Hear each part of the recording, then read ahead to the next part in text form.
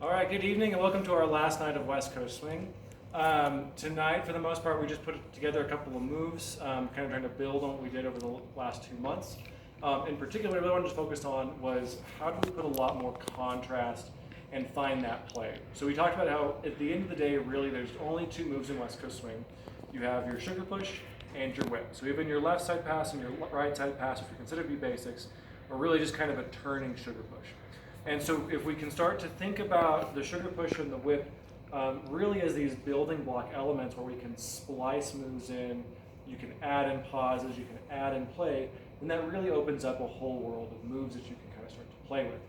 So the first thing we had worked on tonight to kind of get into that was a feeling of like, all right, instead of just doing a move and kind of like bouncing out and into the next thing and bouncing out and into the next thing, is just to practice by sitting in tension and kind of awkwardly long sitting here, right? So you're just like, okay, no, it's okay. I can just be here, and that's okay. And then moving into compression and saying, I can just sit here too. I don't have to like bounce in and bounce out. I can just be here in compression and feel the opportunities that arise. So then from that, we started with this compression place of, well, I can move sideways, right? Staying in compression the whole time, right? Because I can move here, I can move here, I can take some steps, whatever it is that I want to do. I can do that with my follow. And because I'm in compression, I have good lead follow connection. So we put that into a move where we basically just did a sugar push, where we put that side move in compression right into the middle. So the first just kind of looks like this, where it's 1, 2, 3, and 4, 5, and 6, hold 7, step 8, 9, and 10. So all I'm doing there, right, is that just in between that, I just added this, instead of a forward step for the lead, it's a side step 4, cross behind, together, replacing, that hits me on 6. Then we're just holding 7, and I can step forward 8, anchor, step, just like normal, right? So just kind of splice that side move in the middle. So we talked about we can kind of, I'll do it this way this time, that we can kind of add some other moves. You can add a little flick or a ronde or right into the middle of your move, whatever you want to do, right? So I can do 1, 2, 3, and 4, 5, and 6, ronde, 7, step, 8, 9, and 10. Right? There's little options like that to do it. And you don't have to hold it like we did. You can hold it much longer. 7, 8, 9, then step 10, 11, 12, right? So from there, then we talked about, okay, what are other moves we can do? So from that same kind of splitting the sugar push apart, we talked about kind of doing this underarm turn that we do together, right? Kind of looks more like a windmill or something like that. But the idea is we're going to step sideways. I'm going to step through and up, replacing my weight, stepping back, and then finishing my sugar push. So altogether, it looks like 1, 2, 3, and 4, hit 5, 6, 7, 8, 9, and 10. We'll do that one more time, make it clean. So 1, 2, 3, and 4, hit 5, 6, 7, 8, 9, and 10.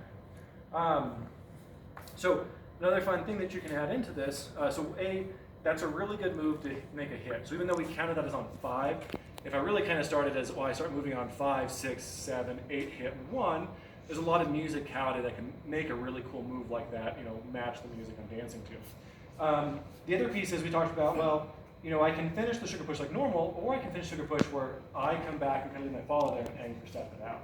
So if I did something like that, it would look like 1, 2, 3, and 4, hit 5, 6, 7, 8, 9, and 10. And it just gives us, again, another dimension which I can play with. And that's kind of what, again, the focus of tonight was, how can I splice things in, how can I change the dimension to make the dance look have more contrast, right, and more dynamic. The last move, I decided, what the heck, let's go for it, go for gold. So we then moved to the whip. And so what I want to put on this one is, again, that there's lots of little places where I can take the elements of the whip apart.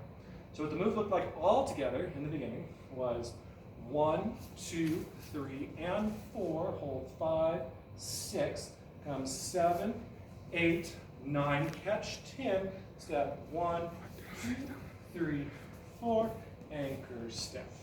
So all we did is we started the whip like normal, right? So we go 1, 2, just like normal. 3, and also like normal, but I'm going to build up a lot more extra tension here, right? So my weight's still on this foot as I'm leaning across, And really what I'm doing is I'm not doing my weight change to the and like I normally would. I'm just going 1, 2, 3, and I'm holding it here. And I'm going to swing my partner across. 4. And I get into this cross. Again, I'm kind of staying in tension. What we kind of did here as well, I can make that go fast, 4 right into 5 and out, or I can hold it here. We do something cool like a little body roll or something in the middle of this, right? I'm going to then look at my watch, see what time it is. That makes a window for my follow to come through. They come through here on 7, right? As my follow comes through 8, I'm going to change hands. Notice I kind of bring my feet together to stay pretty much right here with my follow. And then we step 9, catch 10. This is just a little shoulder check that I catch here. If my follow happens to over-rotate here on 10, that's okay. I'm just going to kind of rock at 11, rock at 12 to get back to where I want to be. So now from here, to do that kind of windmill underarm turn we were talking about, I'm going to make sure that we step here together forward, right? And then I'm going to bring it underneath. And I want to make sure that I give my follow more momentum than I have so that my follow comes through. I almost just kind of stay in place. Then when they're done, anchor, step. Again, the timing is not super important. It's more that I'm following and staying with my partner, and when they're ready, we say, okay, there's an anchor step in. And again, I can add lots of fun play in the middle of that. No one says I told that timing, right? If I wanted to put a lot of play, it would look like 1, 2, 3, and 4, go 5, 6, 7, 8, 9, catch 10, right? Beep boop, right? Something silly like that. And I'm going to catch here, right? And we might do that turn.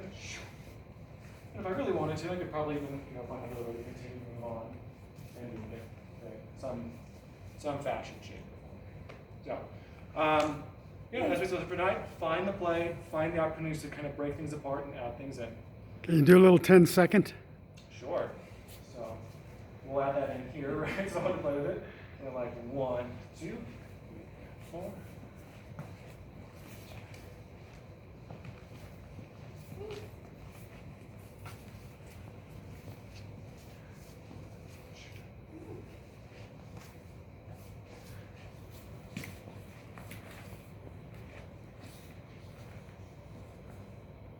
So same thing. Just Super duper. Thank you.